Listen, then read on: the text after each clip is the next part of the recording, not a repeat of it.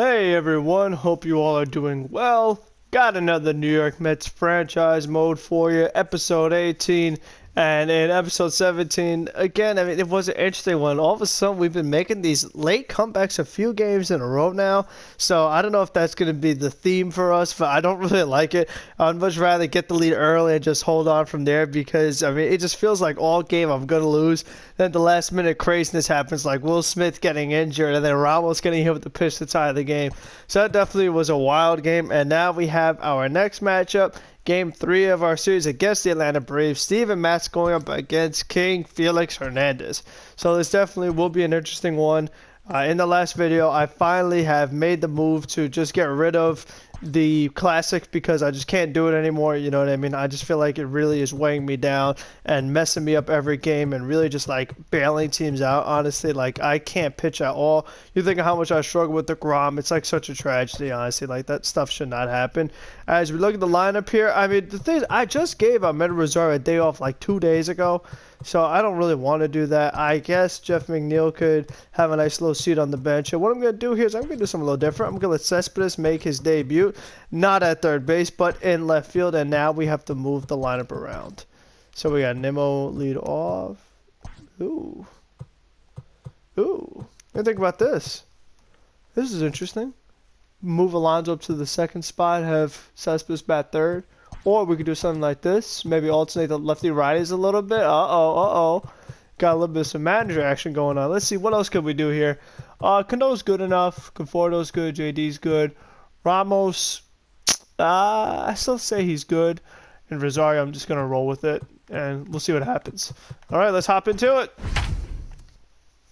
All right, so the Braves, they made a couple of changes. They got Darno behind the plate today, so that'll be interesting. He has the 321 average on the season. That's crazy.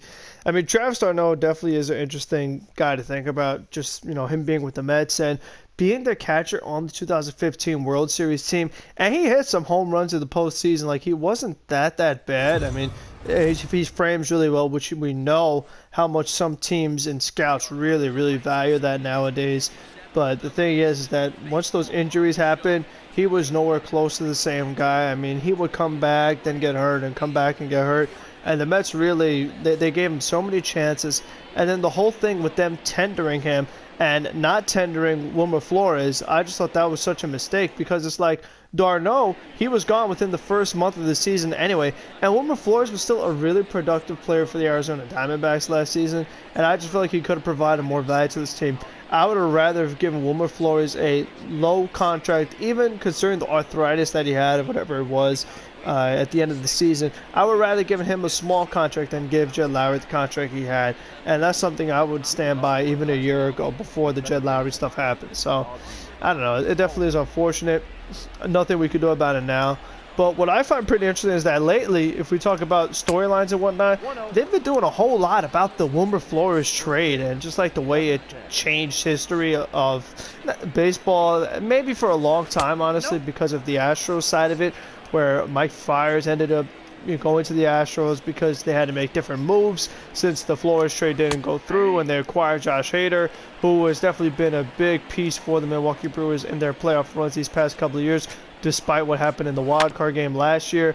It's just crazy to think about all that, and it's just like, I don't know, I always feel like Wilmer Flores is going to be an underrated player because I think he's a good hitter, honestly. Like, he's a guy who, with regular playing time, every now and then his average will be around 300, and he crushes lefties. He plays all over the field. He plays hard, and he wants to win, and he's just a good team guy. Like, I don't know, all that stuff can't go unnoticed. J.D. Davis bobbles it, but makes a good play to get the first out of the game. One out, and today is Jackie Robinson Day. Obviously, you honor the great legend Jackie Robinson, the way he really transformed baseball for everybody. I think this definitely is an important day in baseball. It's a tradition that I like. I like that the number 42 is retired by everybody, just so that everyone acknowledges, what a legend Jackie Robinson was. One of the real funny things that I remember happened not too long ago, I don't know if it was a year or two ago, but it was a team that their Jackie Robinson Day game was rained out, and they made it up like a month or two later. I think it was just a month later. And all of a sudden I saw people wearing 42, and I was like, Wait a minute, didn't we have Jackie Robinson Day already? Because I remember it was just like the highlights of some game I was watching, one of these sports shows. I can't remember which one it was, but I was so confused. But then I was like, oh, you know, there was a makeup game, so I was like, man, I really can't believe that I missed Jackie Robinson Day, but I did it. It was just the fact that they made it up. So that was just a pretty interesting side note.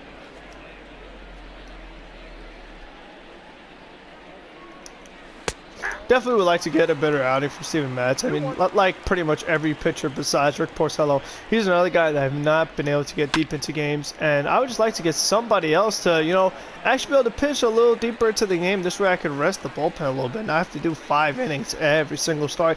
And even in those 5 innings, I'm pushing these guys. Like, Michael Wacha is red, and DeGrom is getting tired, and Showman is getting tired. It's, like, so ridiculous. But we go up against Felix Hernandez, and you know what? This is a pretty important signing for the Atlanta Braves. As I talked about them losing Dallas Keuchel, I mean, they're really hoping that Felix Hernandez and Cole Hamels could really fill in, and also losing Julio Teheran. So definitely going to be interesting to see what Felix will do as a member of the Atlanta Braves. I mean, he's a guy who been a real big part of the Seattle Mariners' recent history, spent his whole career there, and he did really well there for a long time. And, you know, Seattle, they're just at a different stage now.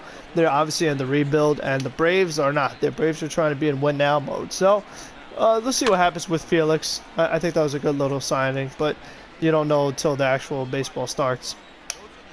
I also find it interesting that, you know, Mr. Baseball, Mike Trout, best player in baseball, guy who's, you know, raved about and talked about all the time, he is not a fan of the Arizona plan, so I just thought that was something really important to keep in mind, because just that, like, I don't know, in my opinion, I feel like from what I've heard, fans are more into it than players, and that proves my whole point all along. It's just the fact that we're not being considerate of the humans, being away from their families and playing doubleheaders in the Arizona weather and being isolated from friends and life in general. You know what I mean? I just think that it's not fair to the humans. So as fans, we're like, oh yeah, we get to see baseball. I'm all for it.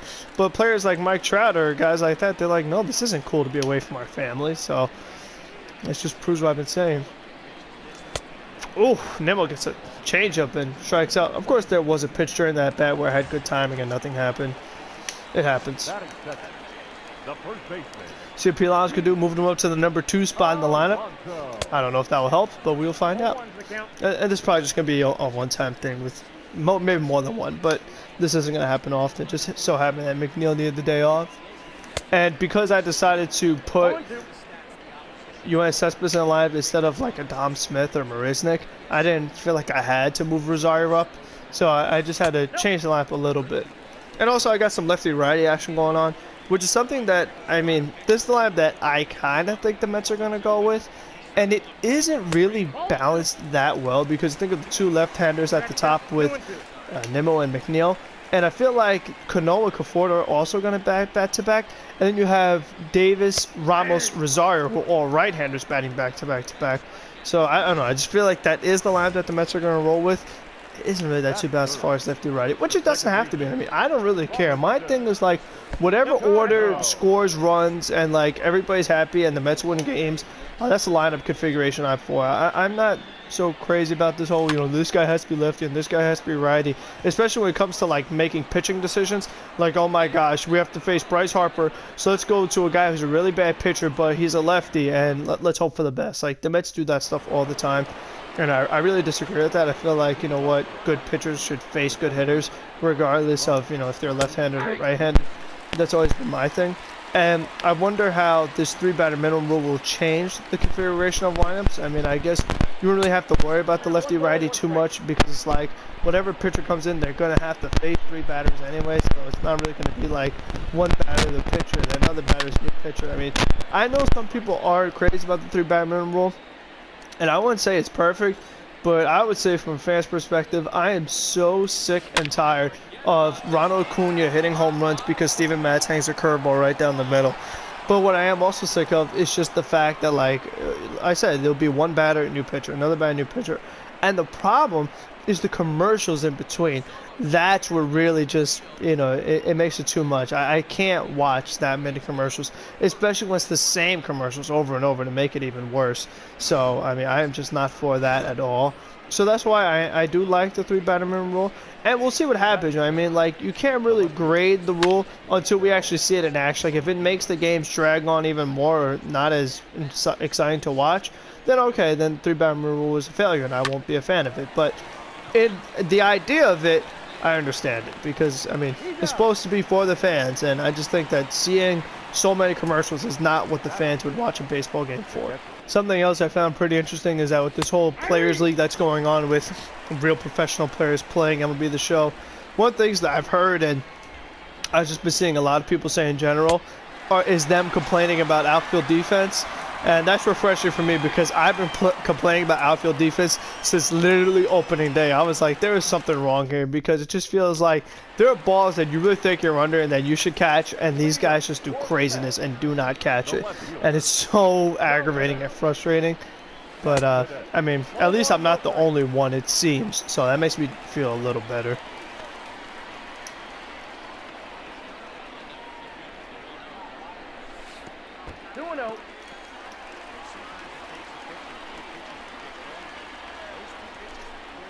Have not been able to get it going with the one Cespedes quite yet. I guess we could just attribute it to Russ, be like, listen, this guy hasn't played in over a year, so maybe that's what's going on. But the thing is that, like, if this baseball season does happen, we should see Cespedes back on the field, and obviously this is in the expiring year of his deal, so we know he's going to try hard, especially since his contract is now incentive-based. So I'm just so curious to see what his year is going to look like. Speaking of Wilmer Flores and Jackie Robinson Day, if I'm not mistaken, didn't Wilmer Flores hit a walk-off homer on Jackie Robinson Day a couple of years ago? Let me know in the comments if I'm right. I feel like I am. But, oh, it's now Felix Hernandez plugs Michael Conforto with the pitch. I'm sorry if that was loud. I didn't mean to hurt anybody's ears, especially my own. Because when I'm editing this and I hear me scream, I'm just like, oh, dear God. Because I'm wearing headphones and I'm like, I need to lower this. I have to cut this out because it just hurts. I always have a reaction whenever someone gets hit with a pitch, just to mess around, honestly. Like, there are sometimes I lied. There are some times where I actually do get angry, especially like when someone gets hurt, like the way McNeil did last year when he got hit in the form. I was losing it. I was so angry. But a lot of times I just be loud to mess around when someone gets hit with the pitch. But we got a couple runs off for JD here. Trying to get that run back that Acuna gave us, and he drives one deep left field. Ozuna going back, looking up, and it's out of here. A 3-run homer for J.D. Davis, his 3rd of the year. That puts the Mets in front, 3-1. So definitely nice hitting from J.D. I said it in yesterday's video. I'm not sure if it made the cut or not. I don't know if I edited it out. But I feel like I was due for a homer with J.D. Davis because I only had 2 on the season for him, and it's been a while since I hit one with him. I've been drawing a lot of walks with him lately, and I've gotten plenty of singles, but I feel like I hadn't gotten too many home runs, and that's something that J.D. Davis did do well towards the end of the season. He was hitting some more home runs, and obviously have plenty of big ones. One of the ones that really stands to mind is that game where the Mets came back against the Nationals against Strasburg. I think he went back-to-back with Alonso, and that just seemed like a big home run for me. Good pitch right there. I feel like it could have been a ball, and Nemo thought so too, but it was a good pitch. Ooh. Called that a strike on Nemo. Of course. Foul. Isn't that foul? That wasn't foul.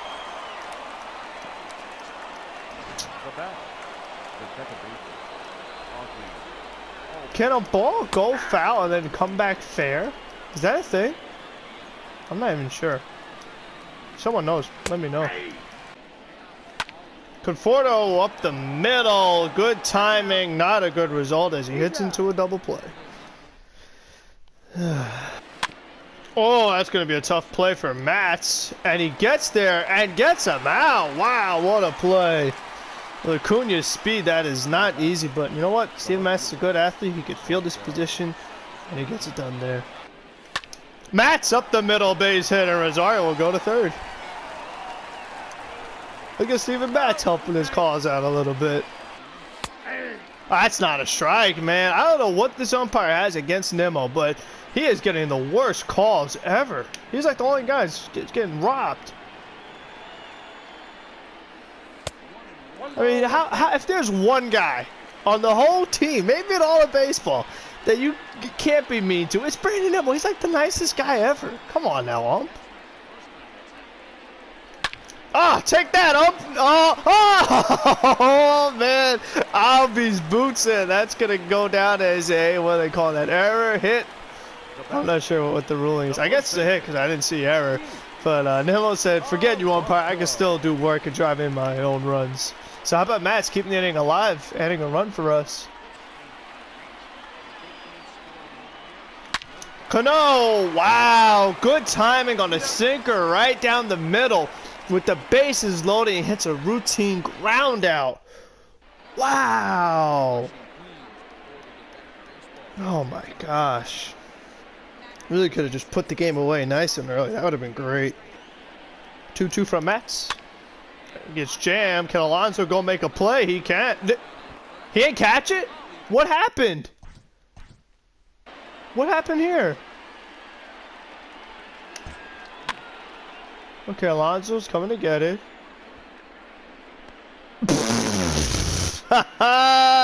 Really? This is what we're doing now. Look at this. Come on. Oh my gosh, man. That was an easy out too. I was right there. I was in that circle and everything. Come on now. Rosario. Wow. Good timing. Ground out to second base. Has some chances to really put this game away. Not be able to do it. 2 from Matz. On the ground. That one gets through. Why is Cespedes going after the ball so lackadaisical, man?